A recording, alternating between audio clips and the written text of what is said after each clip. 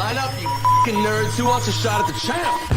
They bring the heat. Francis Ngannou is the hardest puncher in the history of fighting. They bring the knowledge. If you think this fight is going 5 rounds, you are out of your mind. They bring you the picks. The dog is getting it done in this one. We deliver every single week. We're bringing the heat, ladies and gentlemen. The money line. Don't miss it on the MMA Experts channel each week.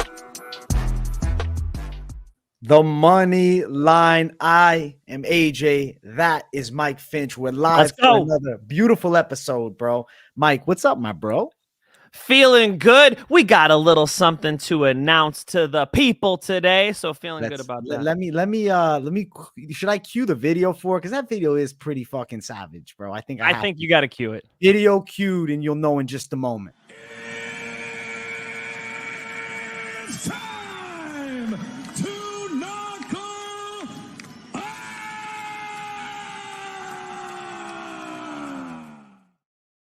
Yes, knuckle up, guys. Listen, AJ and the Finch working for BKFC. We're doing their prediction show on the BKFC channel. I've talked about it in a few of the live streams, but this is the official Money Line announcement. So you see these faces more often now. I saw Mike Finch earlier this week, man. You know what I'm saying? We're seeing each other all the damn time now, picking fights for all different organizations.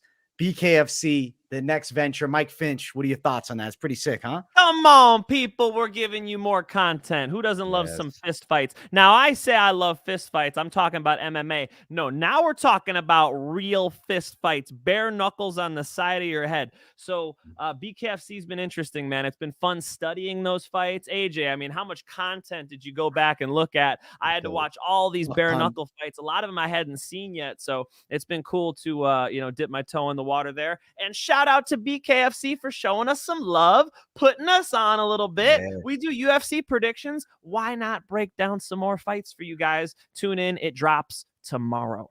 Yeah, BKFC's official channel. This ain't no independent show. These are the big dogs giving us the shot. And also, we interviewed Chris Lytle, which was sick. He's an OG, man. I loved it. Oh, Chris is the man. Chris lights out Lytle. I was like 13 years old watching him fight on Spike TV back in the day. You know, Chris Lytle's a superhero, man. So very cool to hang out with him. And they chopped the episode down short, so it should be nice, tight picks. You'll get Chris Lytle's take on the main event. I think he even gave us a pick, which is crazy for a commentator to do, right? So, guys, check it out. All BKFC's channels. Shout out to BKFC. And we'll be picking some bare knuckle fights as well now. Yeah, bro, we're adding all things. We got variety, bro. We're the combat sports kings up in here now, man, doing more than just cage fighting. Now, I got to bring up some positive comments. The Finch is making me rich, bro. Let's go. Shout out Mike Finch. Great fucking picks, bro. Both of us killed the lock last week, and we're just on fire, dude. Come on, man. These heavyweights are delivering for me, man. We got Waldo. The heavyweights came through, and they did exactly what we needed to. Bufo on the beat. I get a lot of nicknames. That's the first one. Lord Finch, Archduke of Parlandia. Put it on my fucking license plate. I love it, dude. Thank you. That's fucking incredible. That is pretty solid, man. Hey, those are, a few cards in a row now, but specifically these last 2 cards, pretty much everything has cashed. So happy about that. Thank you guys for tuning in as always. We appreciate the love. If you guys do love it, like, subscribe, comment, share it with people. We want to be as big as these, there's like 1 or 2 other prediction shows that do UFC bets that are bigger than ours. They're not as correct. Right? They're not as beautiful. Look at all this. Look at the jump underneath us with their faces and all. We got a nice show here. Look how handsome we are. Come on, guys. You got to tune into Moneyline every week. We need to blow this shit up. And another way you guys can support, and this is a big help. This is a big thank you back to us, is using promo code Moneyline, betting on MyBookie. That is our official sponsor, and we do appreciate anytime you guys help out. We always want to keep this going for you guys. And as this train keeps going up the mountain, we're happy. When we're getting more views, when you guys are tuned in, when you're giving us feedback, this is what we fucking do this for. So we appreciate it. Thank you, Bufo. Thank you, everybody else. Appreciate it. Hey, let's try to make some more money this week. Dude, I'm fucking ready. I'm going hard, bro. I think I got some quality picks coming, man. Yes, Vettori shall be here. fairly soon, man. I'm expecting him in a moment's notice. Finch, she's got that link skis. Any minute. Yeah, I hit him with the link. Go. So Marvin Vettori is going to go ahead and call in between workouts. My man Marvin Vettori just works out all day. So he's going to go ahead and jump in right in between two. I was telling him the time. He's like, I work out then. And he just made it happen. He's like, you know what? 15 minutes. I'm going to jump on. Yeah, Badass Marvin Vettori. Whenever he gets a minute, we'll see him. He's a G, guys. We're going to talk to Vettori about his training, about what's coming up. And then, of course, we got to ask him some questions about the middleweight division because next week is going to be heat, bro. I literally can't wait until that card. It's going to be crazy, dude. Oh, fuck yeah, man. The main event's a very interesting one, so it'll be interesting to hear what Marvin thinks. Like I keep saying this, but I don't really think like Alex Pereira deserves the title shot per se. It's just like it's kind of the the knockout of Sean Strickland just propelled him up there. This guy might not even be a top 5 middleweight. I don't know what happens when you shoot double legs on him at a high level. I don't even know if he could stop a Marvin Vettori double leg. So it's an interesting fight because the way he matches up with Adesanya, I hear what people are saying. There's a capper I train, and he's like, I'm going Alex Pereira all day. I'm like, shit, dude. I guess the way they match up is interesting. So it'll be interesting to get Marvin Vettori's take on it, and I got to study it more too. My initial thought was like, of course, Adesanya. He's got a cage. Different sport. He's better at everywhere else besides standing. So if he wants to take it somewhere else, but we don't usually see that from him. I've said that same thing when like Jose Aldo was going to fight Conor McGregor, right? I was like, hey, it might be tough to strike with Conor, but Jose's a black belt. Why doesn't he just try to take him down? He might maul Conor on the ground. Sure enough, a few seconds later, Jose was laid out. Is Adesanya going to shoot on Pereira? I don't know. There's a lot to talk about. Listen, we got our guy that we're going to be bringing in. The G, Marvin Vettori. Marvin Vettori is in the house now. My man. What's up, man? Marvin, we got to give you the big screen, Vettori. We're going to put you on the big screen. Yeah. There we go. Appreciate it. It's so good to see you, man. Marvin, I see you hustling in the gym every day, and I'm like, I'm gonna bug this dude because I gotta talk to him about that ridiculous work ethic you got. I see Marvin Vettori training at 3 gyms, right? Kings, you're training with Chase. I know you're doing that strength and conditioning. You're over at UFC Gym Huntington Beach hitting the bag. I'm like, I gotta get this guy on my show. If anything, just to tell him you are the hardest working man in martial arts, sir. Yeah, man. It's just it's discipline. That's what it is. But yeah, I mean, I go to different gyms now. Actually, like I train mostly at Kings. I've always trained mostly at Kings, but I was going sometimes to LA to do boxing and stuff. But yeah, man, here I am. Vettori, man, come stai, man? How you doing? My Italian's rustied out, bro. My grandparents are from Italy, man, so I'm a little rusty, but I had to give you a little something, man. How's it going, brother? Tutto bene, grazie mille. Good, my man. Listen, I'm excited to get your takes on a couple of things, especially that your division has the biggest fight coming up next week with Adesanya and Pereira. This week's card, I don't know. The picks aren't going to be super, crazy with lines and hype. Next week is what I want to hear, the Vettori take. I want to jump right on it, man, because your previous opponent of Adesanya twice. The first one, I know you definitely felt like you won. A lot of people agree with that. Second one was still a game fight. You were right there. And Pereira comes in 3-fight win streak in the UFC, title shot right away. What do you think about this matchup, my brother? It's good, man. It's a good matchup. I believe he will force him to engage in a fight, in a real fight, and I think he'll do good. I think Pereira will do good. I don't think it'll be a stand-up fight. That's I'm pretty confident about that, and I think Pereira will have an advantage on the stand-up fight. He's training properly right now.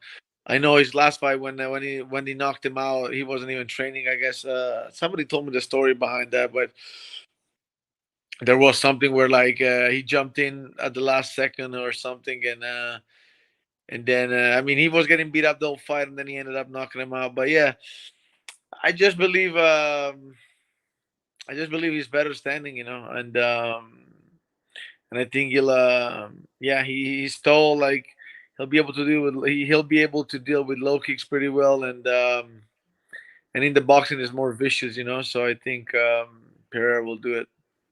Vicious is the word you use, Marvin. I use the same thing. Dangerous, right? It's like when you're on the feet with Israel Adesanya, are you really that concerned about getting blasted? Because I know Sean Strickland standing in front of Pereira. It's like the guy is just way more dangerous than Israel Adesanya. Let me put this into a different question. They fought in kickboxing. You've been in the cage with Israel Adesanya. What do you think will be different about it being in the octagon? How does that change the striking?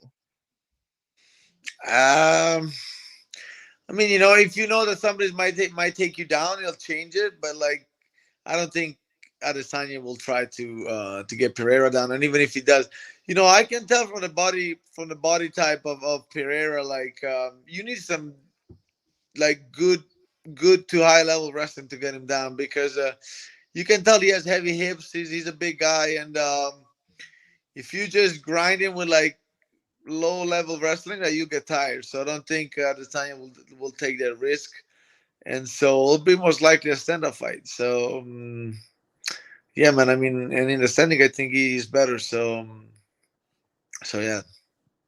There you go. I heard an Alex Mejia the question pick. was, yeah. So no, the question was, so yeah, no, I mean, like, yeah, when you train for when you've been training for a little bit with like small gloves, nothing changed too much, man. To be honest, like when you're in there and like it doesn't it's not that big of a difference. Like what I wanted to say, it changes if you're worried about somebody getting you down, but if not, just, you know, stand up for stand up. It's small gloves doesn't change it that much, and even the octagon is not.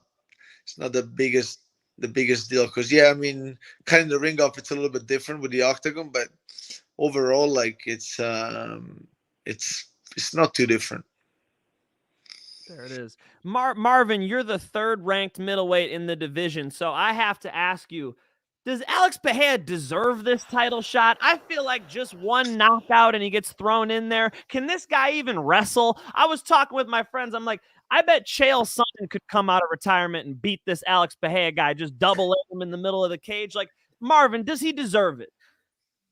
I mean, you know, like it's a good fight. I've seen way worse, you know, and he went out and he knocked out Strickland, which is definitely not easy. And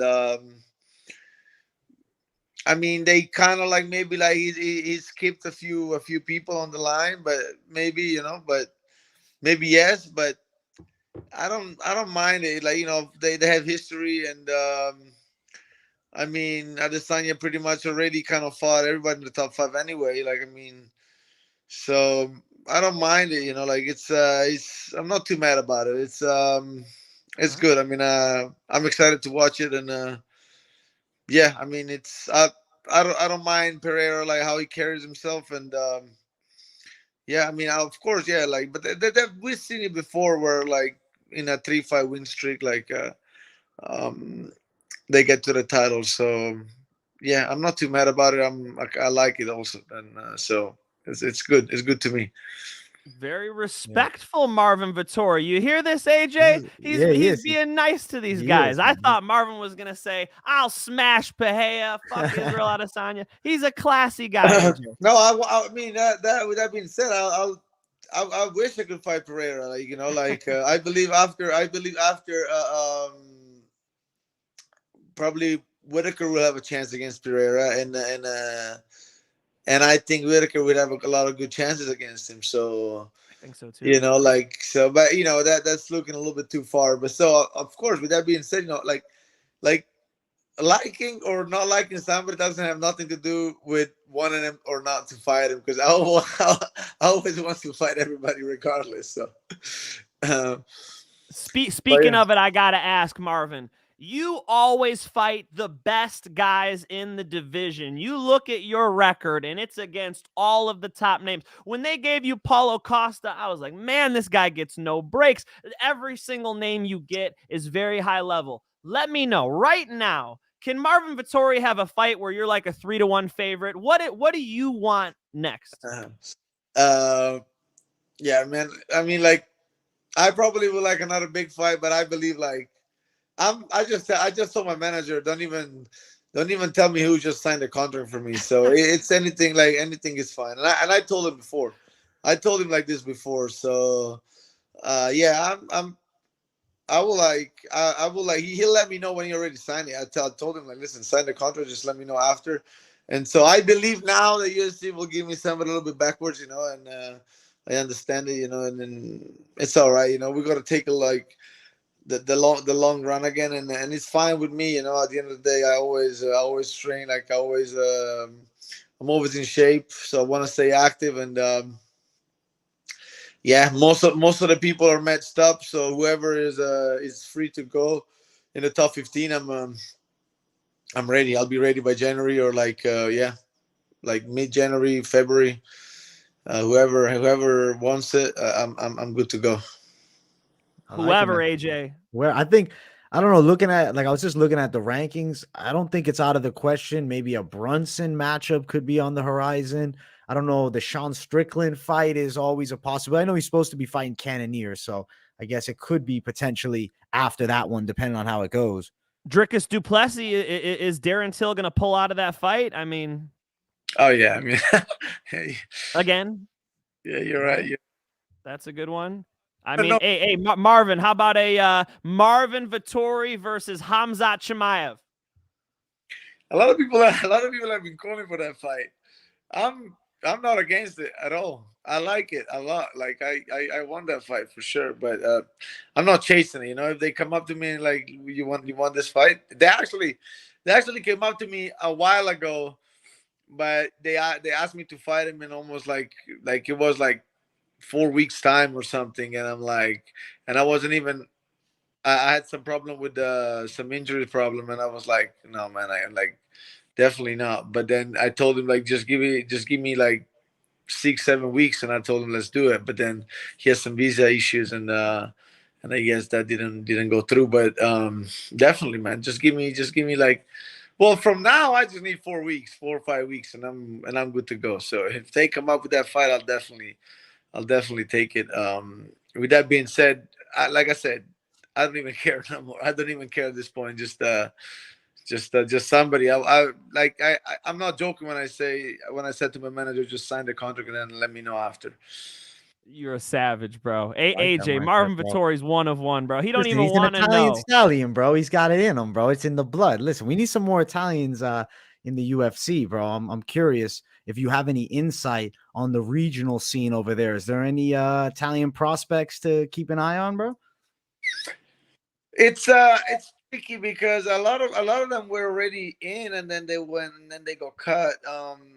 There's a guy that he just fought tonight. He was here at Kings for a little bit. I don't know if you met him, Mike. Maybe he was there at the UFC gym a couple times. Pietro Penini. He's also Probably know his face. I don't know his name, no.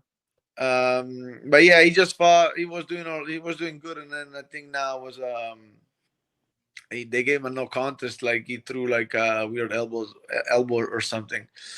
But yeah, I don't know. To be honest, it's hard, man. Like, cause they kind of want, like, Italians are close to, like, they it's hard for them to leave sometimes, and I understand it, but we're still not there, I believe, to do things in our own little backyard, in a sense. So I don't know, to be honest. I don't know. I wouldn't know right now. He's the Italian dream, AJ. Italy only needs Marvin Vettori. You don't need nobody else. You're the representative, my friend. No, but I mean, I would like it. I would welcome it for sure. Because I mean, I always said one of my big dreams is to bring Italy, bring the UFC to Italy. So, I mean, they've done main events before with me, and it could happen just even with me. But definitely having somebody else could help. So, I would definitely want it. It's just it's I don't know. It's not easy. No, yeah, I understand, man. I guess so you'd say, like, culturally MMA in Italy hasn't taken off to an extent. I have some family in Italy, I'll be honest, but like, as you saw, my Italian is pretty low class, so I got to, translate through. So I can't really ask them too much about MMA, but from the people that I do know, I don't know, like, I feel like it's still kind of in the, I want to say, like, kind of infant stages there. It's not in the infant stages because he's been there. It just I don't know, man. Like it's I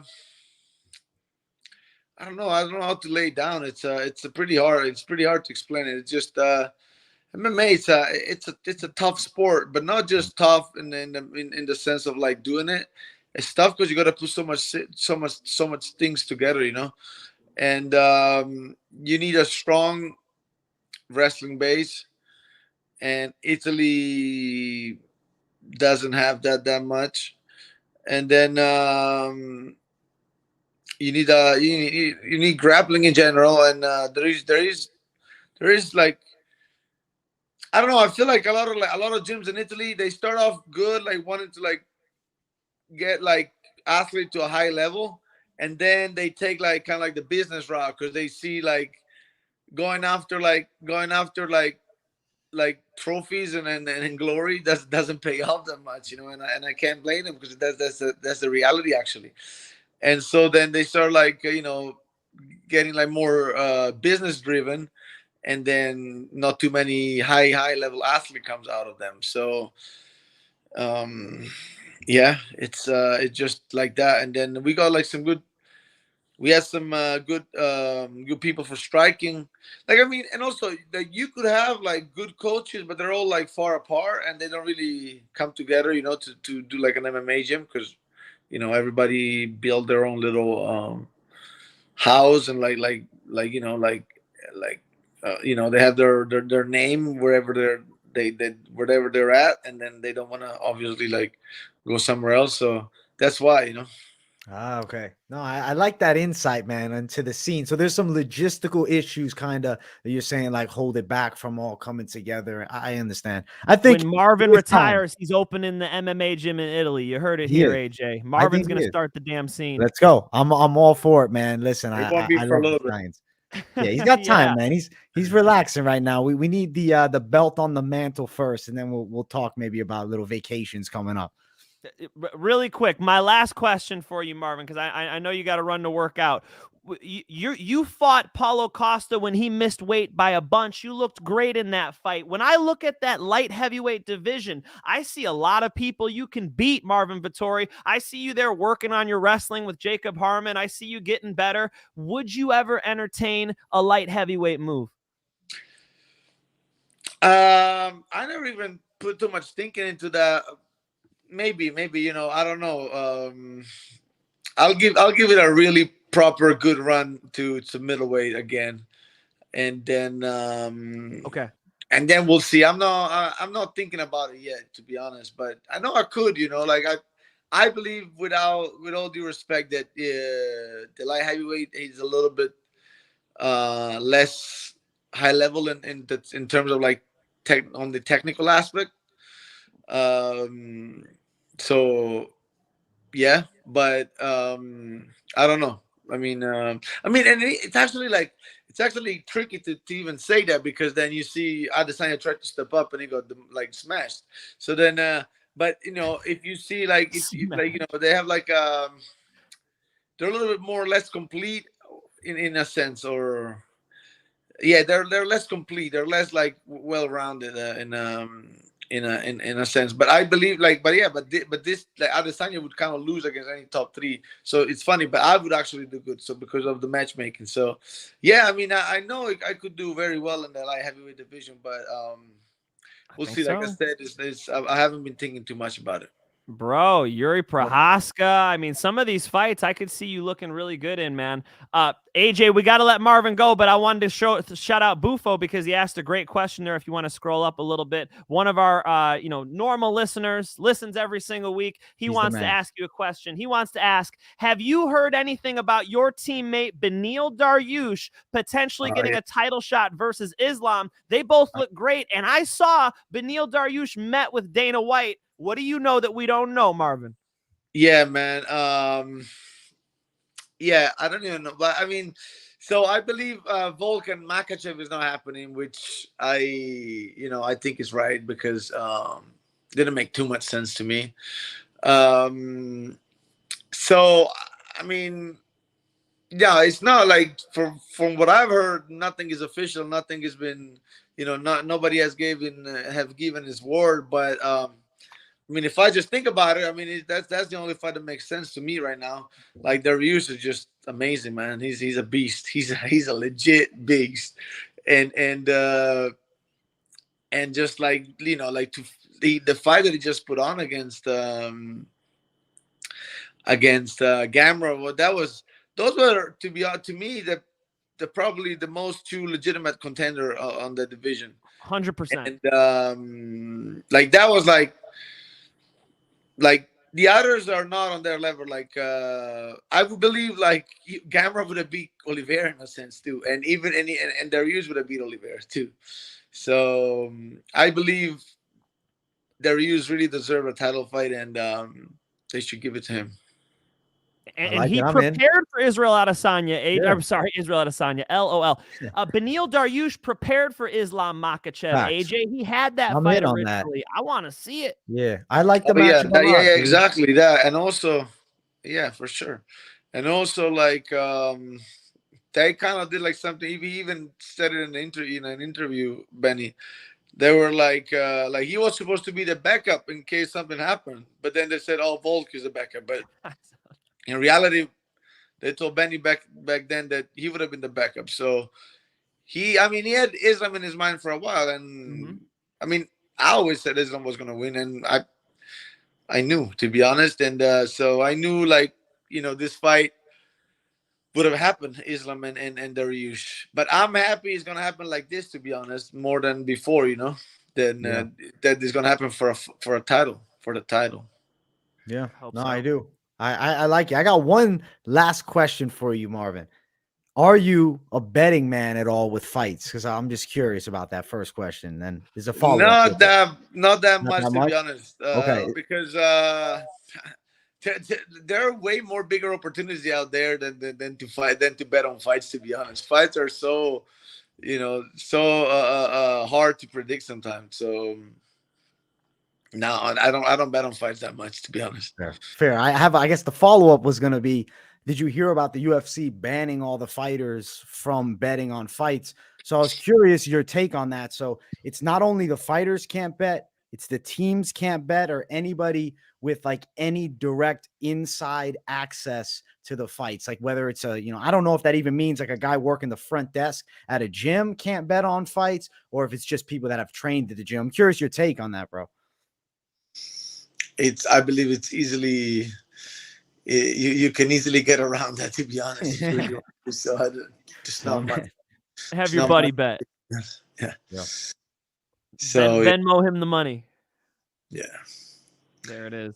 Marvin Vettori, we appreciate the time. Marvin, we got people who tune into this show who love betting on fights, and we've got a hard job where we predict fights. So I want to make sure I heard you right. Marvin Vettori thinks Alex Pereira is going to knock Israel Adesanya out. True? I didn't say knock Adesanya out, but I tried. But I said, I believe he's going to win. Yeah. There it is. Marvin Vettori with his take. Marvin, you are the man. I know I'll be seeing you at UFC Gym soon. I so appreciate your time today, man. Thank you for stopping by. All the best to the Italian Dream. Big respect, man. Thank you. See you nice guys. Meeting you, Marvin. Have a great one, brother. Of course. There he goes, ladies and gentlemen. Vettori, the Italian Dream. Marvin Vettori. Italian Dream. And now Mike Finch is huge, man. Mike Finch is ginormous. I'm about to switch the frames real quick, Mike Finch. Keep flexing for a second. All eyes on me. Boom, boom. We made it happen, bro. Listen, that was sick, dude. It was cool to talk to Vettori, man. I like my Italian botchery of saying "come stai," bro. Come on. Bro, I started fucking choking, bro. The moment comes. Listen, guys, I saw somebody shitting on me in the chat, and I saw that at the last time noise Italian. Listen, bro, you interviewing Vettori live, and you barely be speaking Italian. You probably stumble on your words a little bit too. That's all I'm saying. Hey, man, I love that you went for it. You know, you could have kept it in the pocket, but you're like, fuck it, I'm going for it. And you got an Italian response from him. Yes. Did you know what he said? Yeah, he said he's doing good, man. Thanks. So that was money. Yeah. Thank you. I Let's would have go. no idea. So thank you, AJ, for that was sick. moment. We're crossing cultural boundaries, Yes. language boundaries. Is great, man. That was great. No, I loved it, bro. Vettori, good dude. I'm glad he got to come by. And we didn't hold him too long. We probably kept him an extra 5 minutes. Not too bad. Yeah, he'll beat me up if he needs to. Man, I'm serious. That's the hardest working guy in combat sports. I got big respect for him. I know people talk about Marvin like he's a meathead or he's the Terminator or whatever. They want to talk shit because one time he put on his shorts backwards. Listen, Marvin Vettori is the hardest working middleweight in the game. When we talk about people who have insane cardio, the two people that stand out to me that I've been in the gym with be Marvin Vettori and Bilal Muhammad, man. Rafael Dos Anjos too. I got to throw that in there. But baby. there are just some athletes who put in that extra bit. Marvin Vettori does. I got a ton of respect for him. Yeah, no, he's a beast, man. I like him a lot, bro. I was glad we got to meet him. I want to get to the picks, though, Mike Finch. It's time to break down.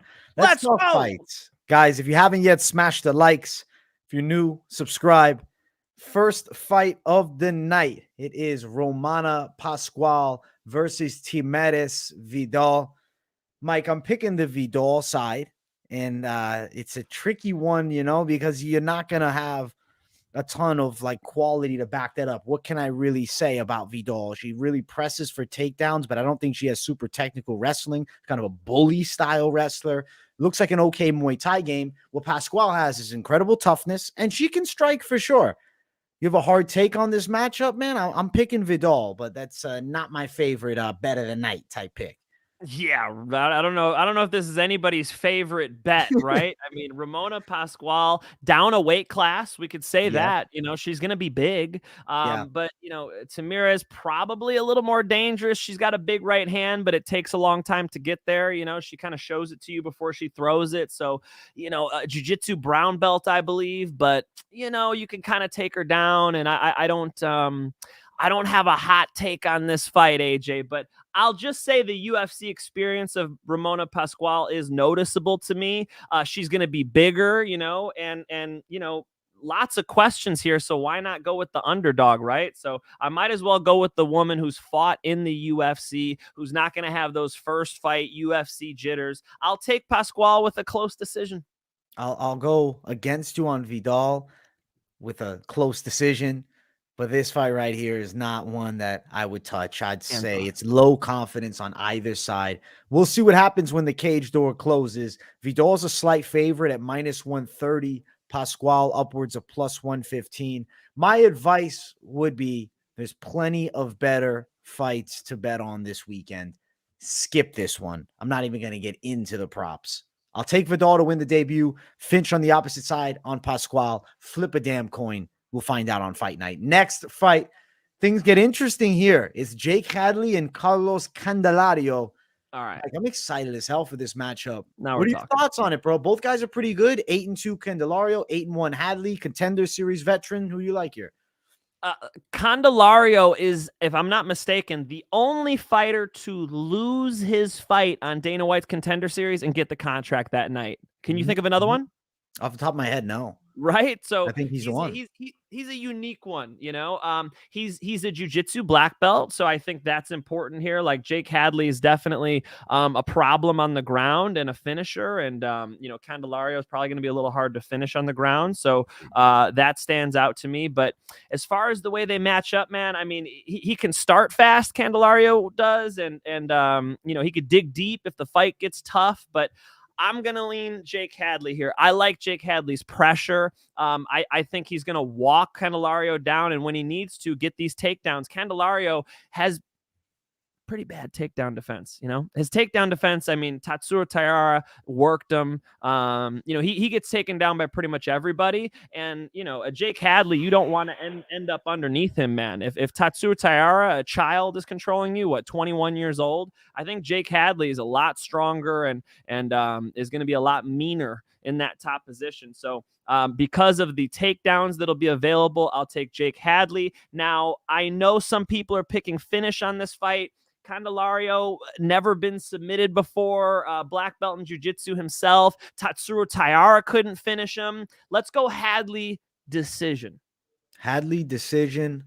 Am I going to join you on decision? I think I am, Mike Finch. Yeah, I'm going to say decision, bro. Candelario is not an easy guy to finish. I can't see him getting subbed. I don't really see him getting dropped. I like the southpaw versus southpaw matchup. Yeah. I think Hadley's got better boxing.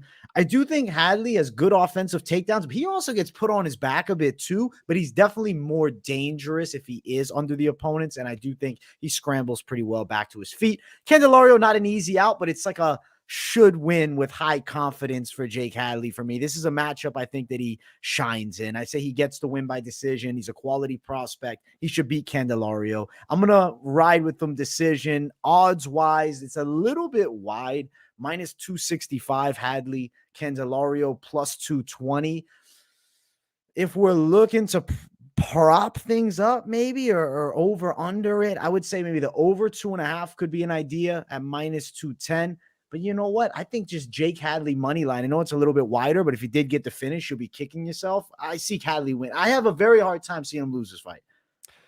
I know when you guys go on your MyBookie app and you pull it up and you use promo code Moneyline and you pull it up and you're typing it in there and you go $100 and you're only seeing like $20 back. You're like, man, fuck this. Am I really going to risk this $100? But that's what's been cashing, guys. If you've been doing money line bets these last couple weeks and listening to our picks, I guarantee you've made some money. So, you know, I know the reward isn't super high, but like you said, I mean, there is a threat of like a rear naked choke finish from Hadley. I would say money line it. And if you're feeling froggy, put it in a parlay. We'll talk at the end about that.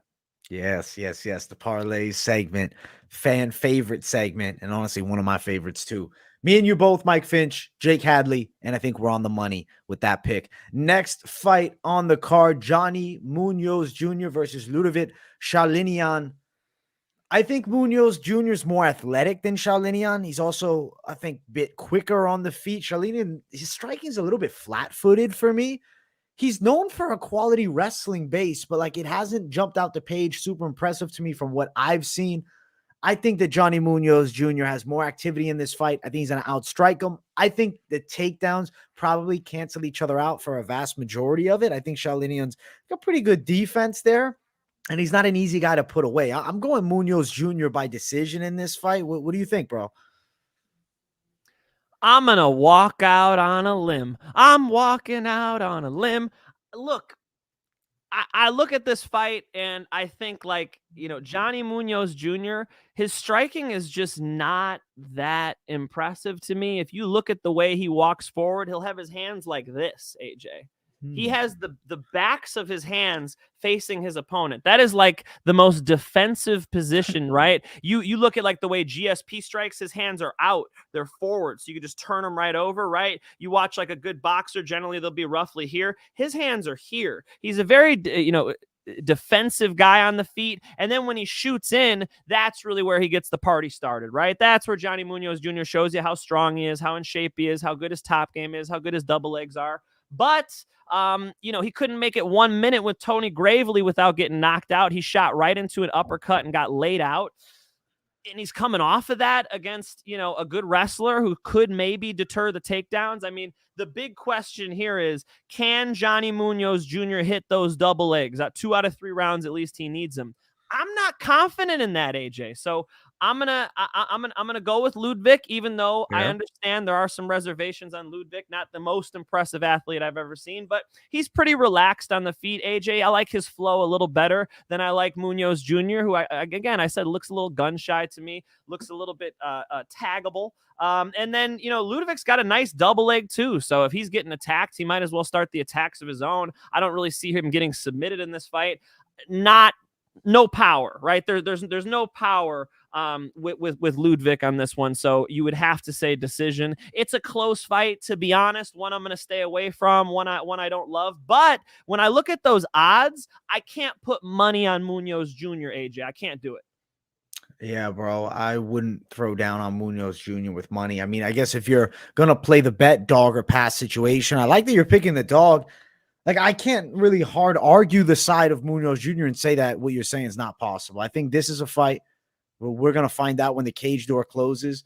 Neither guy jumps out the page and I say, wow, that's a guy I want to back. So betting-wise, I'm personally staying off. Dog money, though, I mean, you get some good plus if you are on Liudvik, and he's experienced. He's a contender. He's a veteran of Ultimate Fighter. Plus 200 for Liudvik. Johnny Munoz Jr. minus 150, or excuse me, minus 250. It's wide, bro. It's wide for Munoz Jr. I don't think he should be 2-1. I think I talked about it earlier in the week. I see this as more like, give him minus 150, sure, but minus 250 is kind of crazy. As far as the method of victories, like, do you want to prop? I think over 2.5 could be a way to go here at minus 200, a sneaky prop bet. There you go. There you go. I don't hate that. I don't hate that. I just don't want to tell anybody to bet Munoz Jr. I got to be honest. The first thing I saw this matchup. I typed down Munoz Jr. decision, and then I did my research and I was looking, and I'm like, man, the confidence is not as high as the odds makers are. So there you go. I like what AJ said. Dog or pass. Mike Finch. I'm just bringing this up right now. I just got a text of the BKFC website, the official website. Look who's on the front page, baby. It's me and you, bro. It's me and Mike Finch on the front page. Let's go. Shit. We're taking over the fight game. One organization at a fucking time. Holy fuck, that's sick. It's sick, bro. Guys, BKFC. Check it out. I guess they dropped it on their website. I guess it might be up. We're sending all of you. Go leave comments and share that stuff. Show them that you guys want to show some love to BKFC and this team right here. It's literally the same show, but we're talking bare knuckle fist fights. You gotta love it. Come on, check it out. It's sick. And we got full access to the film too. So we have all of the footage. We have highlights in it. So it's pretty sick. We got the Vault access, baby. So that's going to be fantastic. Let's keep moving up this card, Mike Finch. We're on the opposite sides here. You got the dog. I respect the dog pick with Liudvik. Next fight, Jinh Frey and Polyana Viana. This is not one that I loved when I was doing the breakdown show, but I have to pick with what I'm feeling. I think Frey can win a decision here. Dude, Viana accepts the bottom position too much for me. When I see fighters that accept bottom position, now I automatically put like a little yellow mark on them. Like, I'm worried if I'm thinking about betting you. I'm worried if I'm going to play this because I don't want to be sitting there betting money and they just stay on the bottom. I do like Viana's kicks. They're nasty. Her hands are okay. I feel like at times she's arm punching a little bit, bro, and the chin comes up too high. Jinh Frey is not a girl that's really known for overhand shots. She isn't a very heavy boxing style, more of the Muay Thai, kickboxing, MMA striking. But Frey moves pretty well. She's pretty physically strong. I think she's quality everywhere. I'm taking Frey on a decision here, bro. I like it, first off. Polyana Viana beats up muggers in the streets, and if you retreat from her grappling attack, she will climb on your back and strangle you. AJ, Polyana Viana has a 100% finish rate. When she wins, it's by submission. So if you're going to go Viana, don't you dare money line it. You got to go submission, right? That is the method of victory if she's going to get it done. Why would Viana outstrike Jinh Frey? Jinh Frey's got kind of a low output, let's be honest, but I don't think she's getting it done on the feet. I think Frey is just, man, her boxing's pretty crispy. She's got that outside low kick. She's in nasty shape. She might have edged Vanessa Demopoulos on that one. Don't tell Low Monster I said that. But you know, it's like I could see a clear pathway to Frey winning a decision. And let's be honest, AJ, Frey, very hard to take down. Jinh Frey, some of the best takedown defense in women's MMA. Very, very impressed with that. I even sent a clip. I was doing my tape study. I sent a clip to one of my students of how she uses her elbow like a frame, like John Jones does when Ryan Bader was shooting on him, right? That is such good fundamental wrestling, man. I don't see it enough in MMA. Jinh Frey is going to be very hard to take down, so AJ put his finger on it. Polyana Viana cannot decide where this fight takes place. That's all I need to know. I'm going Jinh Frey decision. Jinh Frey should be able to dictate this fight, win 3 rounds. If she doesn't, it has to be Viana with a crazy submission. She's got to be on her back throwing up an armbar or some shit. It just doesn't seem that likely to me, guys. I got Jinh Frey decision. Listen, there's plus money on Jinh Frey. Dog plus 120 for Frey. Viana sitting at minus 140. Mike Finch and I both like Frey. I think if you're considering betting this one, like Mike Finch said, Viana probably needs a finish. I see Frey taking the decision. I think Frey money line is a good idea. If you are looking towards Viana, I do want to read out the inside distance prop. It's plus 250, and realistically it would be sub, which is plus 350. I just think, like you said, bro, Frey controls where the fight goes. I don't see Viana blast double legging her. I don't see her throwing her with some type of toss. Like, I just don't see it, bro. I personally think Frey win decision is very likely. And I think that's a mistake about the lines. I'm surprised to see her at that plus tag. I'm liking the underdog money there, man. Are we warming you up? Yeah, she's a good pick, baby. She's a good pick. I like that. And I'm glad that you're on it too, man, that you're seeing the same thing that I am. So yeah, double down the confidence, bro. Both of us on the underdog here.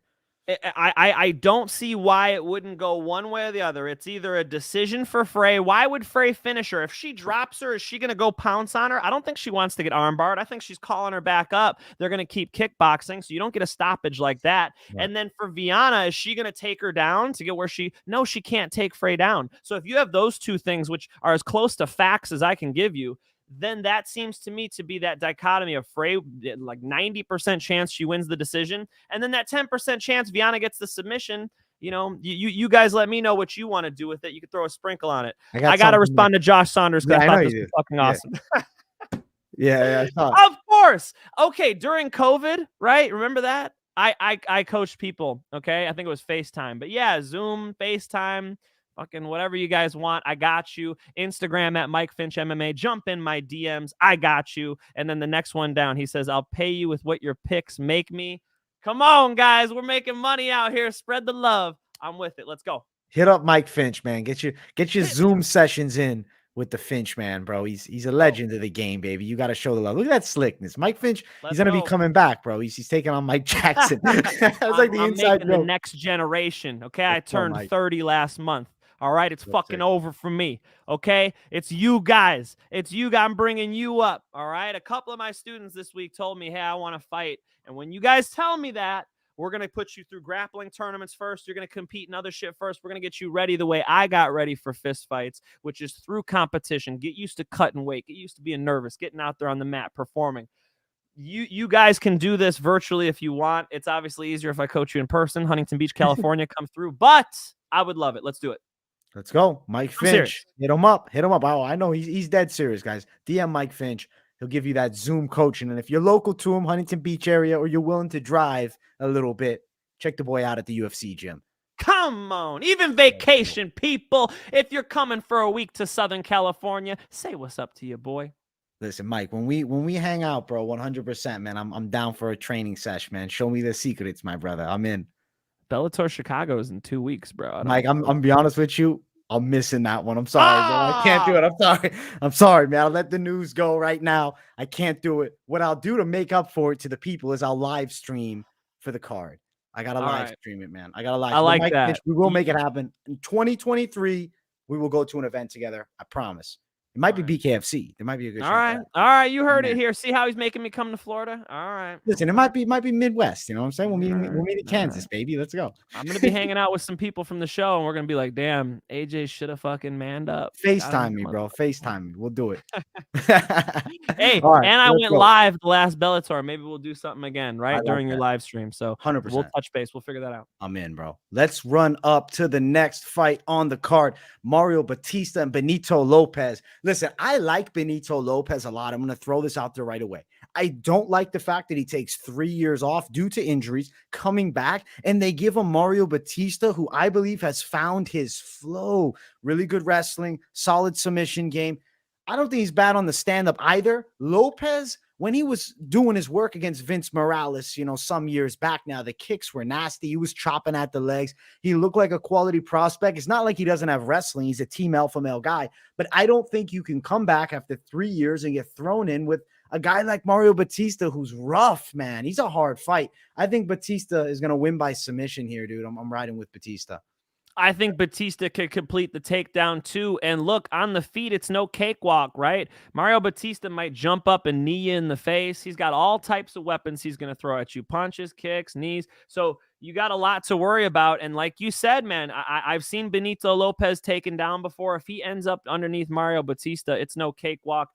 I could even see Mario Bautista hitting him with something. And when you're out for 2 years, you remember Conor McGregor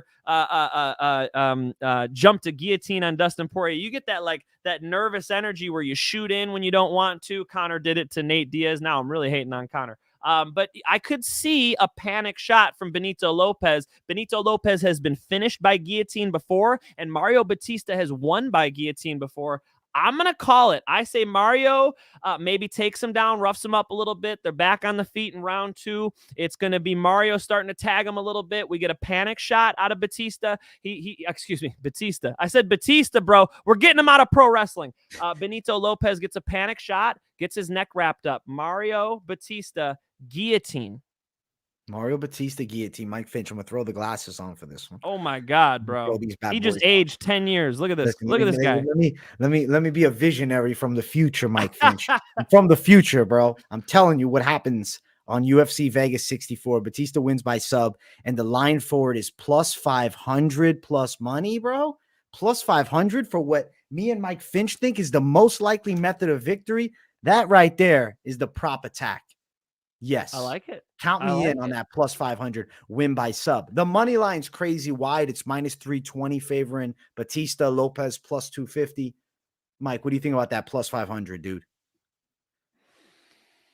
It's worth a sprinkle, but be careful when you do those crazy prop bets. I put money on Jake Paul KO, and of course he fucking goes to a decision with Anderson. Damn it. Damn it. Just money line it. Just money line it. If you're going to sprinkle, don't be betting hundreds of bucks like my dumbass. Let's go. Mike Finch and me, Bautista, win via submission. Next fight, Miranda Fear the Maverick versus Shanna Young 2. This is a rematch. Even though the first fight was an exhibition, it's a rematch. It was a 1-round scheduled fight that went half a round, and you saw Maverick choke her out, manhandle her on the floor, do what was kind of expected. We broke this fight down a while back, man. I remember. And I just was convinced that it's going to be a repeat. I think rinse, repeat. Miranda Maverick wins the same way. I don't see a striking threat from Young where I'm like, yo, she might catch her. I don't see the takedown defense either.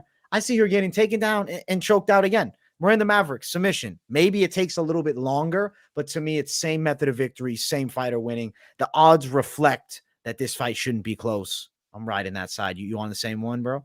Exactly. Well said. Young is not dangerous enough on the feet to deter Maverick, right? You want to at least have a threat out there. There's not enough of a threat for Miranda Maverick to hesitate with. She's not going to hesitate. She's going to take her down. She's going to smash her. She might submit her too. Yeah, I'll go with submission as well, bro. I like it, dude. Great pick, I think, on this one. Like the lines reflect it, though. It's crazy wide, bro. It's minus 650. Shanna Young's plus 470. But I talked about this sniper prop on this week's Best MMA Bets, and I think this is a really good one.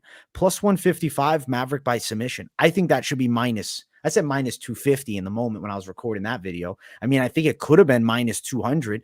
The win by submission seems extremely likely to me, and that the fact that it's at plus money, I think it's worth touching the line, man. I think there's some quality sub props. I think this one especially, because I just see that as the clearest of day method of victory here. Yeah, I would agree with you. I mean, they could go all three, AJ. It's not impossible that Young is able to kind of slow this fight down a little more than the first one. Impossible, Mike. No. Hit me with it. Hit me with the motivational. No, I'm gonna stick with submission, but you guys know me. I'm always gonna tell you to money line shit. Make your money. You're taking big risks. When you get those sweet odds, you're also taking those big risks. Money line, Mike Finch. I am saying that sub prop.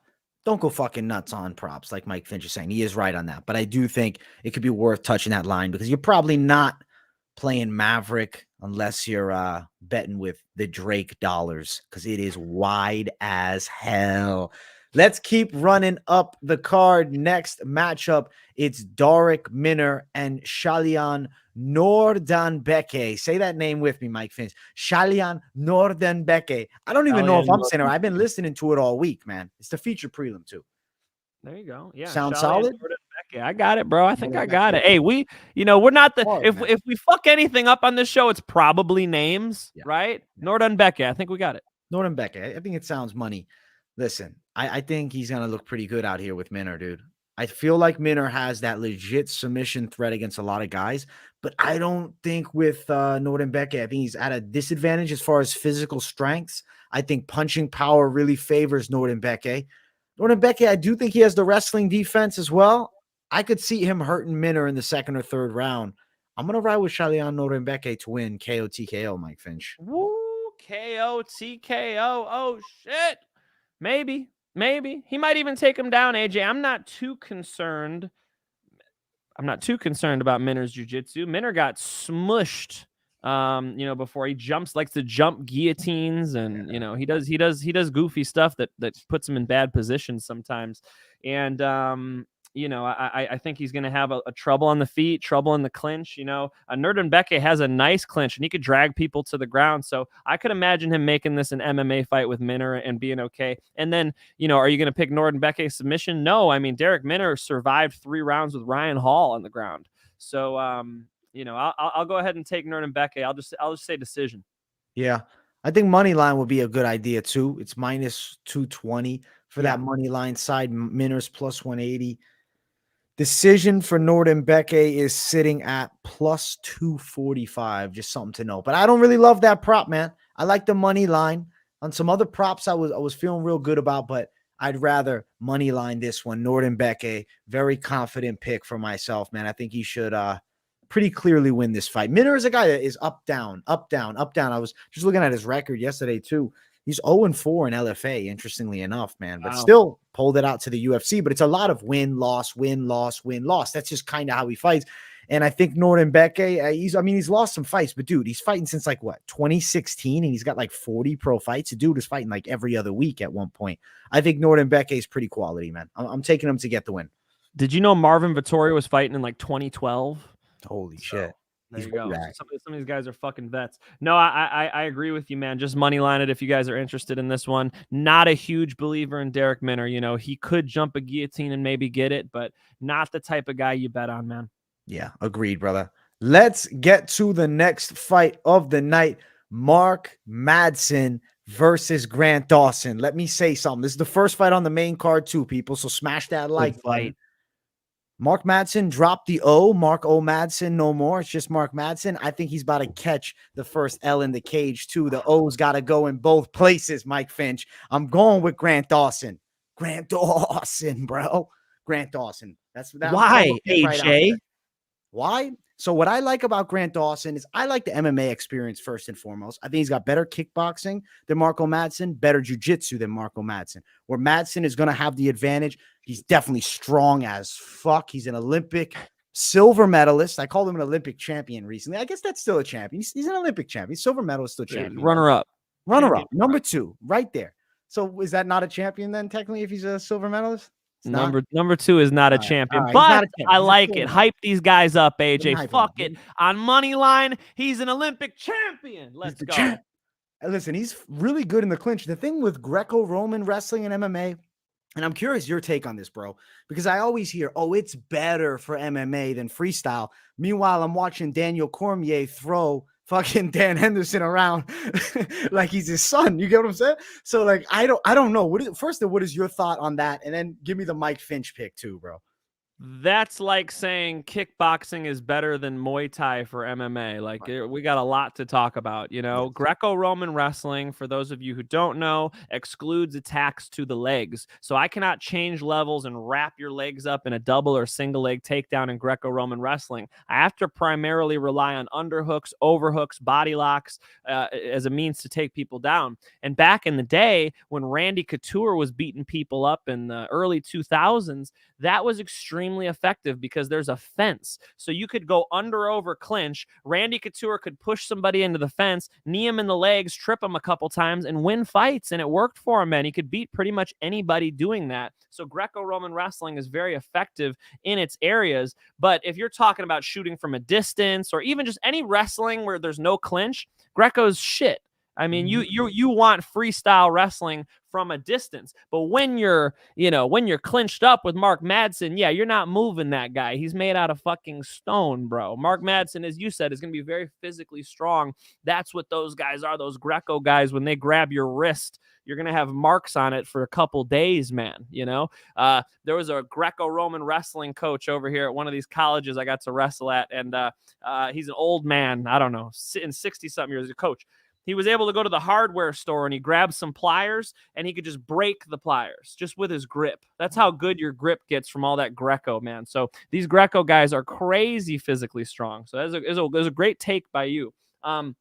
Bringing that Greco into MMA, however, you know, you've got great freestyle wrestlers. You've got great Greco guys. You can't say one is better than the other, certainly different, right? And I think the big comparison would be like Greco's better on the fence and in the clinch. Freestyle is better at distance. Makes sense. Yeah. Makes sense. And if I'm going in the cage, I'd prefer to have the option to shoot from outside and then obviously close distance. And you can still, I think a freestyle wrestler still will work well against the cage too. I don't know. So I guess that style of wrestling is why I've never been a guy that jumped on the Madsen bandwagon. I mean, the dude's obviously, you know, an incredible talent. If you reach the pinnacle of wrestling, I don't care what fucking type, it could be sumo, you got some abilities, you know what I'm saying? And I feel like though, when you put him in the cage with a guy like Dawson, I just think he's too well-rounded. He's too in his prime, too. I think the age difference is a factor. Madsen got started later. If Madsen was 27, I might have a different argument. I'd say, shit, how old is this Mark guy's, Madsen? I think he's 38 now, 37, 38. 38. You hit 38, it. 38. Okay. A little older than I thought. Fair enough. And Grant, how old's Grant right now? He's 28. There's a 10-year 12. age difference, man. He's young. Yeah, dude, I got to go with the side of okay. You said one thing I agree with, which Grant Dawson has significantly better jiu-jitsu. When Grant Dawson took down, or he actually, it was another one of those jumped guillotines by Minner, I believe, and Dawson got out. He passed that guard. He got to mount. He did like a triangle in mount to wrap the legs up, which was gnarly as fuck. And then when he got him to turn over, the way he took that back and was able to just face smash him with the rear naked strangle, bro, that was high level. He looked dangerous on that mat. So for sure, if Mark Madsen ends up underneath Grant Dawson, we got problems. AJ, I don't think that's going to happen, bro. I don't think Grant Dawson can take him down. And if you can't take him down and we're stuck on the feet, now I got to talk about their striking. Am I crazy to think that Mark Madsen might outstrike our guy, Grant Dawson? I'm just not that impressed by Grant Dawson striking. So my question is, who's going to win this fight on the feet? Because I'm already assuming that Mark Madsen is going to defend takedowns and maybe get one or two. And on the feet, I really think this is like a coin flip fight. And then we're talking about odds here. It's like, you know, the odds are clearly in Dawson's favor. I'm going to go with the doggy dog. I'm going with the Olympian. Give me Mark Madsen with another razor-thin decision like the one he won over Clay Guida. I'll take it all day. Mark Madsen, give me the guy who's got the Olympic experience. Give me the guy who's been to the heights of another sport. Give me the guy who's seasoned enough in the UFC now against the kid. Look, Grant Dawson's going to be good. His striking's not good enough yet. That's going to cost him on Saturday. All right, fair. Mike Finch going to Mark Madsen. I guess, I don't know. I feel like he does have decent hands. At times, I feel like he's a little bit stiff too, but he's obviously got, he's going to have some power in that freaking Greco-Roman base. Dude's strong as hell. Like I said, I think it can kind of transfer over to some pop in the hands. It's not like, I agree though, it's not like Dawson is bringing this K1, your favorite sport in the world, kickboxing game to the as far as I see, he needs takedowns to win fights, AJ. Yeah. Dawson needs takedowns. I think I'm going to ride with the side of Dawson still against you, bro. Is he taking him down? If he takes him down, it's because Madsen's gotten touched up a bit on the feet and he's tired. I don't see him like taking him down in a full, like if they're first round, no. If there's a takedown, I could see it second or third, he somehow gets Madsen to the ground. Even if he does get him down, I see it as potentially more of a position where he's like climbing the back or gets Madsen out of position, not like a clean takedown, man. But I'll pick Dawson. I'm going to ride against you with Dawson. The line is a little bit on the wider side if you are with Dawson. He's sitting at minus 230. Mike Finch on a big dog, Mark Madsen, plus 195. Mike Finch says the O ain't going to go here in this matchup. Let's see if he's right. I like this, Mike Finch. I like that we're on the other side. And I did say I thought Dawson was a fairly confident pick for me. But hearing you going against him is interesting, man. It definitely gives me a little bit of concern because you're seeing something with Madsen there. And I mean, I got to respect an Olympic wrestler. Madsen to win by decision, the Finch pick plus 285. I think no matter what way you're going, you're probably better off on the money lines. I do say this, the over 2.5, I'm calling very likely in this fight. Fair enough. This is not a normal 38-year-old in MMA. A lot of times a 38-year-old in MMA means that they were champion back when they were 32 and now they're over the hill and whatnot. No, Mark Madsen is in this sport because he thinks the best is ahead of him. He's got a young man's mindset. I think that's important. I don't see any physical problems yet.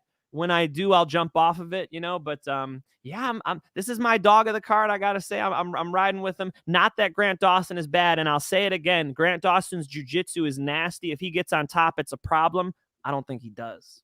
Fair point, Mike Finch. I like that we're on opposite sides in this matchup. Let's keep running up this card. Next one, Josh Parisian versus Chase Sherman. Woo! Heavyweights going at it, bro. Listen, I am not all that high on either as far as the heavyweight division goes, man. I'll tell you straight. I thought Sherman might have been losing to Vandera. I think I picked Vandera over Sherman when they fought. Now it turned out to be wrong, whatever. Josh Parisian on the opposite side, nearly getting stopped by Alan Baldo. Bro, like, this is a matchup between two guys near the back end of heavyweight. Can I say Parisian might be a little bit more well-rounded?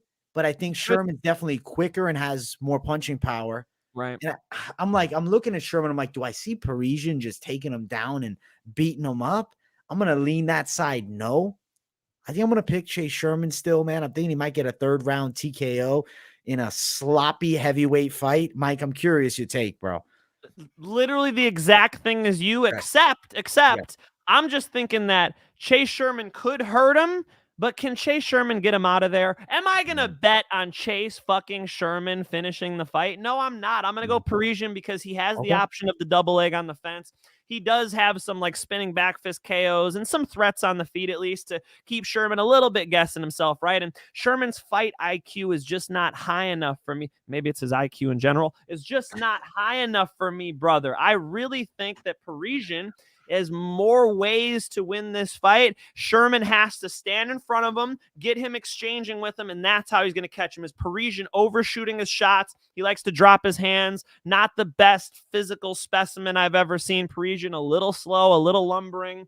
I'm not betting on it. So for those of you, I saw Bufo call me the heavyweight whisperer or whatever. Yeah. No. No whispers. I didn't hear shit. Nobody told me nothing about this fight. But I'll be on the other side of it because I think Parisian at least might get that double leg on the fence. That might be the difference, man. And like you said, he can survive a storm. I think he might get cracked a little bit in this fight, but if he's as smart as I think he is, if his fight IQ is a little bit better than Sherman's, which is what I think probably is the case, he'll weather that storm. He'll find a takedown. He'll find a clinch. He'll gut this thing out. I'll go Parisian decision.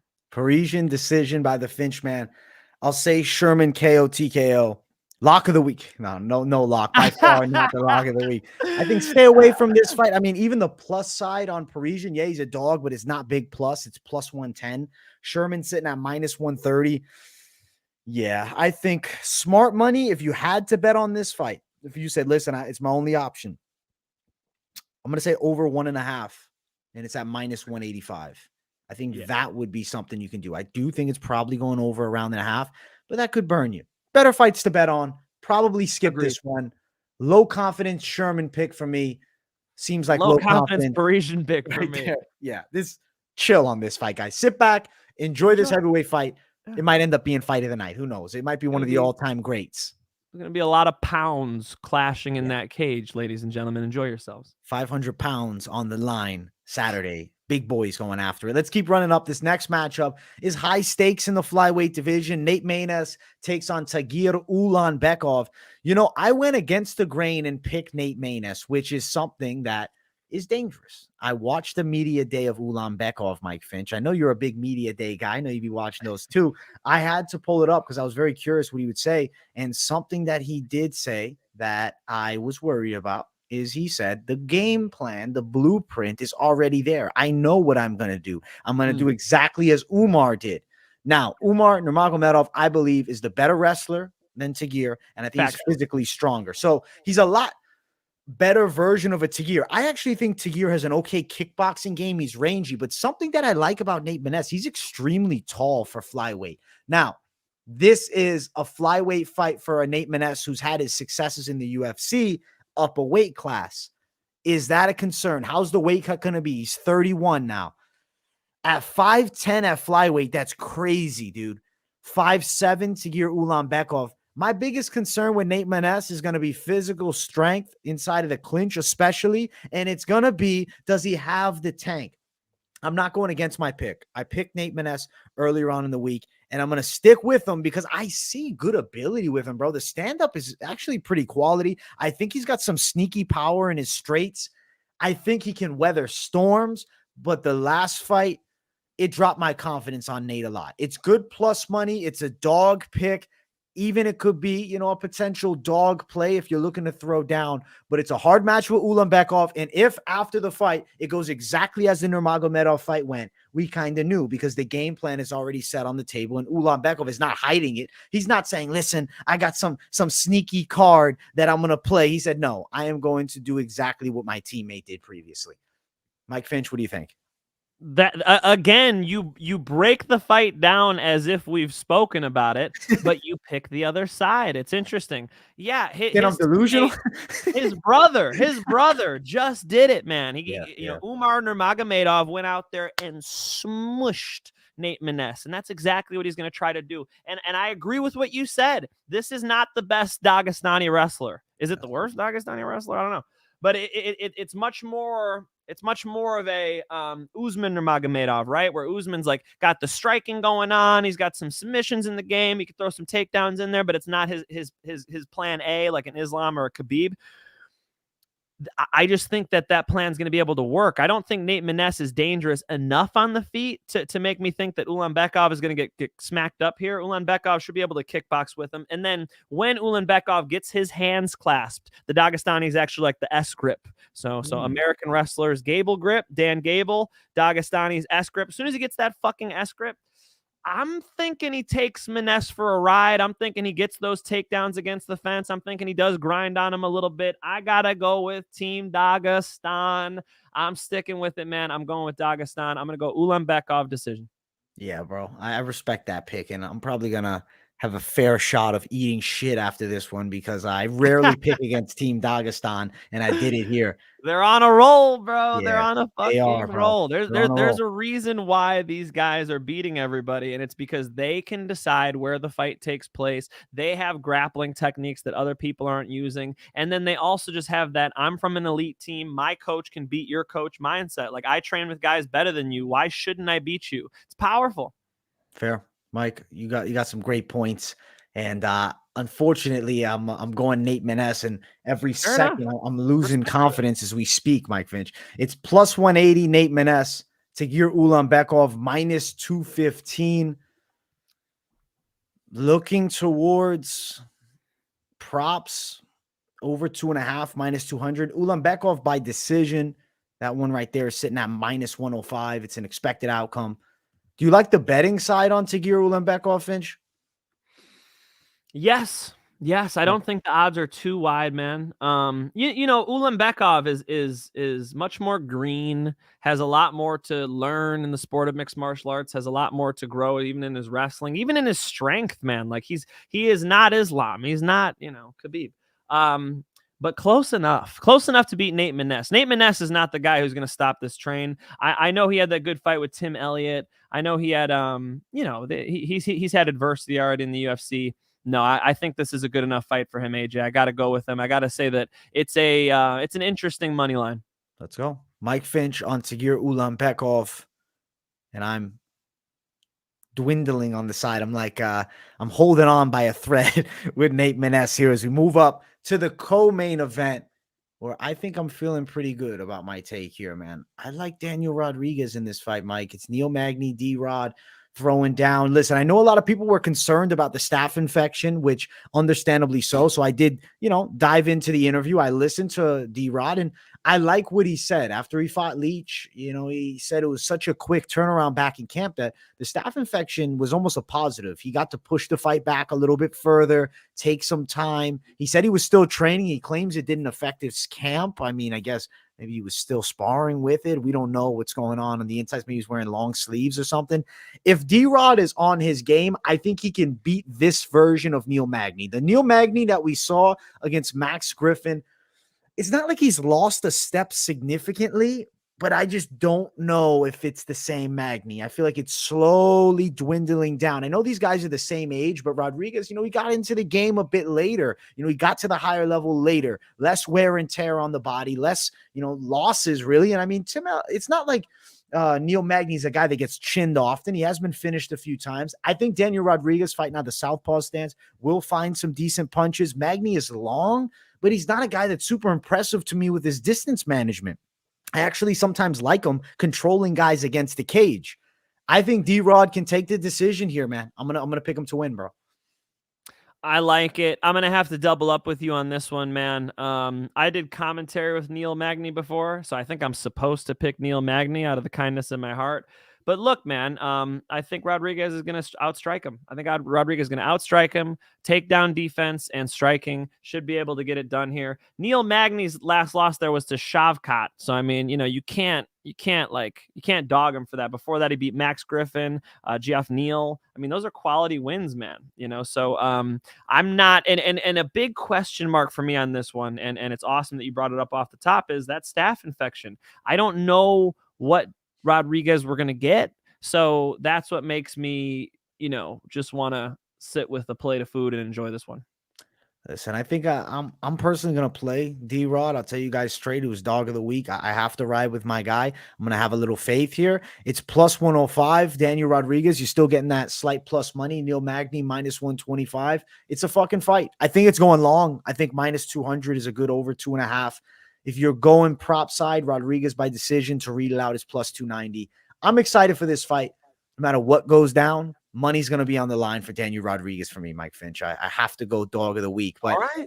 There's going to be I understand, though, the concerns on the staph infection. I guess I'm going to go off what he said, and I like it. But, of course, if shit went terrible and he said he had the worst camp of his life, he'd probably say the same thing. So he probably wouldn't tell you. That's right, what I'm saying, man. These guys Fair. hide it. Fair, you saw fair. TJ Dillashaw's, arm in the front row. Yeah. You saw Aaron Pico throw his shoulder out on a left hook. It's like these guys aren't going to tell you they're hurt coming in. I'm concerned about it. It's enough of a concern to where I'd prefer some other bets on this card. Fair, brother. Fair. Let's jump to the main event of the evening. Guys, if you haven't yet, smash the hell out of the like button. If you're new, subscribe. And make sure they run over to MyBookie. Use promo code Moneyline. Support the boys. It helps us out a ton if you do so. So if you like the show, you want us to keep flowing with these A1 graphics, come on, run over there, MyBookie, and throw some cash down, and let's make some dollars on these fights. Let's talk main event. I'm going to let Mike Finch break this one down. All right. Rodriguez versus Lemos, the two women who I'm always telling you guys to bet on, okay? These are the two ladies where I have picked them, I think, every time. I've pretty much picked them every time, and for the most part, we've been happy about that. It's a tough pick for me, man. I think Marina will be maybe better over 5 rounds, and that stands out to me, man. In a 5-round fight, I think Lemos is explosive, and definitely is going to be in this fight. But how is Lemos going to do in 3, 4, 5? I'm a little more confident in the consistency of the output of Rodriguez. She sets the bar high. She stays on you. Just a little more technically sound. Lemos a little more relying on her speed and athletics. And then we saw Lemos get out grappled pretty hard. Is it possible that Rodriguez could out grapple her? I think maybe, man. So if Rodriguez is able to keep this thing competitive on the feet, damn near a sure thing, and she has the grappling advantage, come on, man. I'm going Marina Rodriguez taking this one. It's a tough one to pick because, again, it's 25 minutes and it's Lemos. I don't know where we go with that. I could potentially see a Marina Rodriguez finish, honestly. I could see it like a TKO from the top. I could see like a rear naked strangle. Just money line it. I'm going to go Rodriguez. I'm with you on Rodriguez, man. I think finish is actually pretty possible. 4th, 5th round. I think it's very live. When I looked back at the Angela Hill fight, Lemos was weathering a bit in round 3. And now you got 5 rounds, and you got a girl, Marina Rodriguez, that's, she's a level above Angela Hill. Angie's tough. She's got a good kickboxing style, but there's levels to the game. And Rodriguez, to me, winning this fight would be the number one contender. This is very close to, if not the number one contender fight. I think Rodriguez should get it done. I'll take her to win it. I'm going to say possibility for late KO, TKO, but I'm with you, bro. Like, if you're throwing down on this fight, you money line it, because I don't think you need to risk it on the props, which are very what if. The gas tank of Lemos concerns me. The takedown defense as we get to rounds 3, 4, 5 is concerning. Rodriguez got some nasty boxing combos in close too. I know Lemos is known as the powerhouse, but it wouldn't surprise me if Rodriguez hits her with hard shots and hurts her here. I'm going Marina Rodriguez, and I'm pretty confident she can do it. I like the versatility of her game as well. I say she gets the win. Beating Lemos. And you know what? I like Lemos a lot. She's a real dangerous prospect. She's definitely one of the top girls in the weight class. Maybe down the line a Mackenzie Dern fight, which would be such a cool clash of styles. I love that. Striker versus grappler at its finest right there. But against Rodriguez, well-rounded skill set, dangerous striking, and I do think she has some power. And right now, I think she's come into her own. We're going with her with some strong confidence too. Yeah, man. Rodriguez, it's her moment right now. I think she's pretty smart, decent fight IQ, and you hit the nail on the head. It's well-roundedness, man. That's what's key here. And then, it sounds like me and you both think that Lemos is going to start slowing down as this thing goes on. So, it's tough to get the finish on this one. I could see a lot of ways that could look. Just money line it. If you guys like this one, just money line it. Not my favorite bet on the card, but you're about to find out what is. Yeah, favorite bet coming up in just a moment. I'm going to read the lines off real quick. Marina Rodriguez is minus 230 with Amanda Lemos at plus 180. As we both said, we don't love the idea of the prop betting side, but just for shits and giggles, I will read off the lines for Rodriguez. Win by knockout is plus 300. Win by sub is plus 1,100. So crazy wide line. Whoa. Not my Hail Mary of the week, though, even as wide as it is. I just don't love the likelihood of it, but it is damn wide and it's not impossible. Damn, bro. I'm going to have to think about that one. That was way too wide, my man. That could definitely happen, especially as Lemos tires. I like it. I think it's possible, bro. But let's get to the next segment after we're in agreement for the main event. I'm glad to see it, Mike Finch. It's lock of the week time.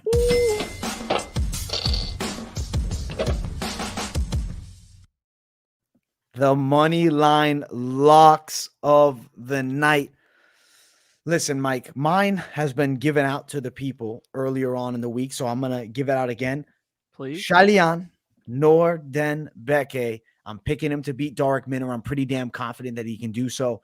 There were some other fights that I was close to calling as the lock, but I felt best about this matchup right here. I do think that he's going to go out there and get himself a win. The odds, not crazy wide. Money line is the best attack. It's minus 220.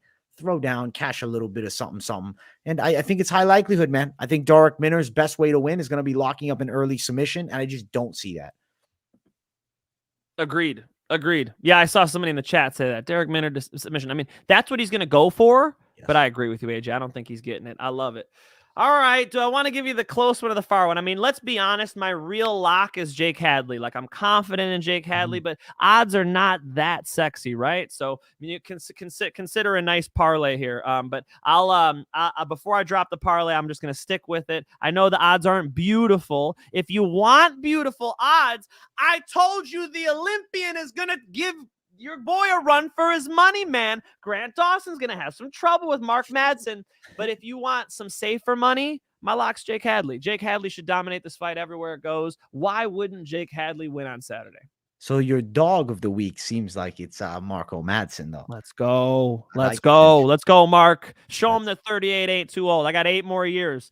Maybe I'll fucking do it. If Marco Madsen gets it done, it'll be a damn inspiration. Let's go, Marco Madsen. Come on, man. Let's go, Mike Finch, with the lock of Jake Hadley / Marco Madsen. Me writing Sholinian, Nuerdanbieke. It's time for the parlays. All the competition that try to compete, stand back, watch the bomb drop.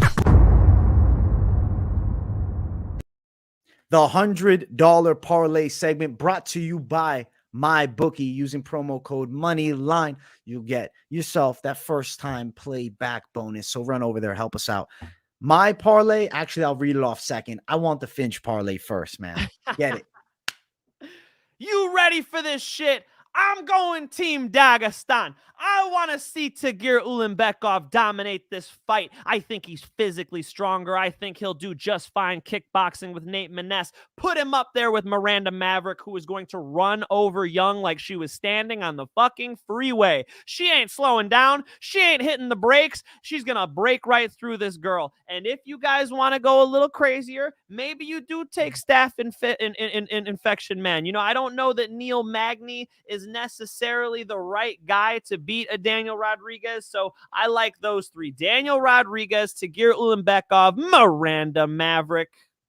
That's the plus money central at plus 235 for the Finch man's parlay. I like that side, bro. And I like the Daniel Rodriguez call, man. The one that I was feeling would be Sholinian Nuerdanbieke with Daniel Rodriguez. I feel like that could be a, pretty quality 2-fighter play that the likelihood is, I would say fairly high to come through. The reason I left Maverick out is just because she's such a wide favorite. It's plus 200 for Rodriguez, Nuerdanbieke together. I think it's pretty damn likely. I like that one a lot. If I was to add a little bit more to the slate, I am going to add some wider favorites that I think have a good shot of winning. You add in Mario Bautista and Miranda Maverick, you're getting plus 360 for that 4-fighter play. Something definitely to consider.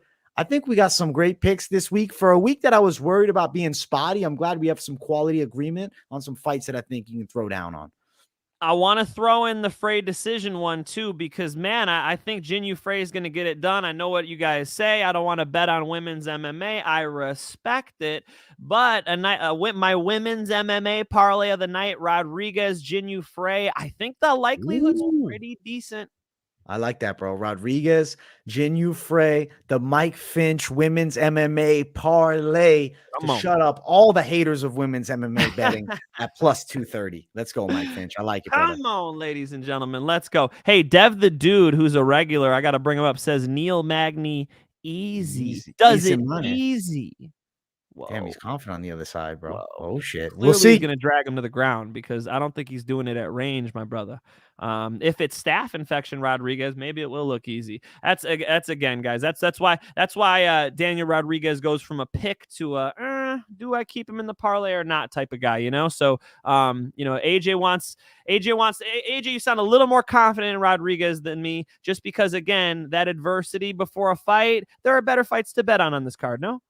I like the plus of them, man. I'm feeling good about it. But yeah, there's some other ones. Confidence. Well, I get it. I get it exactly. Sholinian Nuerdanbieke, high confidence pick, but the line will reflect that same confidence towards the books. Mike, another tremendous show in the books. What'd you say, Mike Finch? My bad, bro. Jake Hadley, but my line's not sweet. I'm in the same boat as you. Fair, bro. I like both of those picks a lot. High confidence on both of them. Guys, I hope you enjoyed another Moneyline episode. Go check out Mike Finch's channel. Let him know what you're doing tomorrow on the channel, Mike Finch. I'm going to have on the Bellator lightweight champion, Patricky Pitbull, who's getting ready to fight his own Nurmagomedov. He's got Usman Nurmagomedov, the undefeated phenom who's been running through people. This guy might be one of the best fighters in the world. Habib is definitely hyping him up, and I guarantee you he's going to be a tough test for Patricky Pitbull. Patricky's going to tell me about what he's been doing to get ready, what he's looking for in that fight. Excited to talk to him. We'll be live tomorrow. I wish I could give you a time, but we're trying to move it around his training, so we're going to figure it out. He's in Brazil, as most of you guys I'm sure are aware, so we're going to get that thing up live. If you want to keep up to date with it, Mike Finch MMA on Instagram. It'll be on my story an hour or two before. We'll be live on YouTube. You want that fucking notification? Subscribe to the Mike Finch Show YouTube page. And AJ, we got to plug BKFC as usual. BKFC showing us some love, putting us on the website, their social media platforms. Check it out, guys. You want to look at some bare knuckle fist fights? Check out our bare knuckle breakdowns. We're going to keep them up. We're doubling down. Not only are you getting, picks from us every single UFC card, now you're going to get some bare knuckle picks. We're bringing more, ladies and gentlemen. We're bringing more.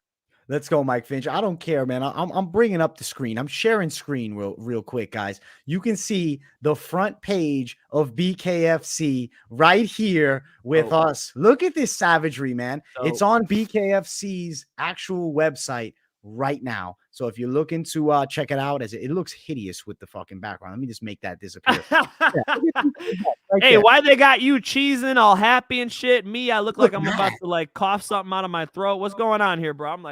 I'm choking. What's going on here, bro? BK Bets, baby. Bare Knuckle Bets, the newest show in the arsenal. You guys got to check it out. We got heat coming with Bare Knuckle. I absolutely can't wait. I love Bare Knuckle boxing, man. It's an OG sport reborn, and I look forward to continuing forward with them. They got great shit. So check us out. We're doing Bare Knuckle Picks 2 on the official BKFC YouTube channel. On their website, you'll see it through Instagram. These are the faces now of not just Moneyline, not just MMA experts, not just Mike Finch Show, not just the UFC, but the faces of the fight game, period. Because we got BK Bets, Bare Knuckle Bets, baby. Let's throw some money down. As Mike Finch said on the show, some actual fist fights. Let's go, brother. We're happy to be doing it, guys. Appreciate you guys tuning in every single week. Like, subscribe, leave that W in the comments. Let us know if you're liking the picks. If you're not, tell us why. Because we got people who've been making some money up in this motherfucker. And I know because this last couple weeks, I've looked around a little bit, see what other people are picking. We're doing better. We're doing better. We're giving you guys the right locks, the right parlays. We appreciate it every single week. We will see you here for Moneyline, ladies and gentlemen. Guys, thank you all so much for watching. Much love. Smash out of the like, subscribe, drop a W in the chat. Let's boost that damn algorithm. Hope you guys enjoyed the Marvin Vettori interview. Credit to that guy for pulling it off. Give Mike Finch the interview credits because he's the walking W of interviews, man. He's the guy. So shout out Mike Finch for that. Round of applause. We'll get some sound effects in the future so I can play that. Big moments. Bro. I'm literally just like showing up to work at the gym and there's Marvin Vettori. I'm like, hey, you want to come on our show? It was that easy. Boom. He's a great dude. Much love, Mike Finch. Talk to you soon, my brother. Much love, my people. See you all tomorrow for the weigh-in recap show and for the full card on Saturday, followed by some bare knuckle live stream too. Maybe I'll get Mike Finch on to watch some BKFC with me. We'll see. On the spot. We'll see. Much love, my people. Peace. Thank you all so much. Finch, man. Much love, brother. Peace. Thanks, brother. We're out.